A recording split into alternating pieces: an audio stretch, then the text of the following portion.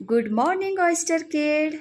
मला सांगा, आपली मम्मी कशी त्याग करते. मम्मी पप्पा त्याग करतात आणि आपल्याला चांगलं शिकवतात. आणि आई किती निस्वार्थी असते याचा मी आज तुम्हाला एक व्हिडिओ दाखवला.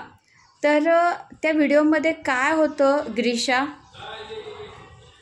तिथे एक दरबारात एक राजा होता. त्याच्याकडे एक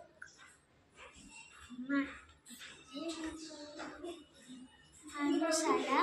तर त्याच्याकडे 2 गाय होते.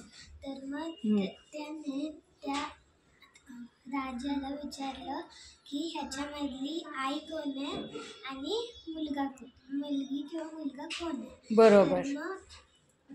तर राजाला समजलं नाही.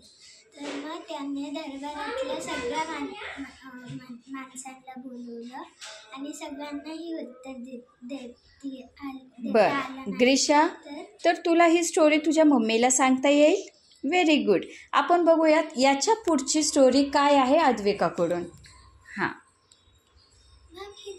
येस, जिथपर्यंत ग्रीशाने सांगितलंय त्यापुढे काय होतं, कसं ओळखतं. एक शिपाई असतो, त्याच्या पत्नीला दरबारात आणलं जातं.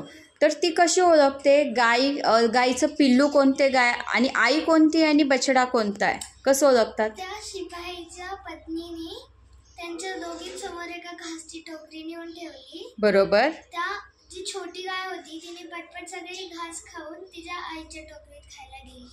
ओके. आपल्याला कळतं की ती आई किती खाण्याची स्पीड कमी करून तिच्यासाठी थोडं. Very good. म्हणजेच आई कशी असते?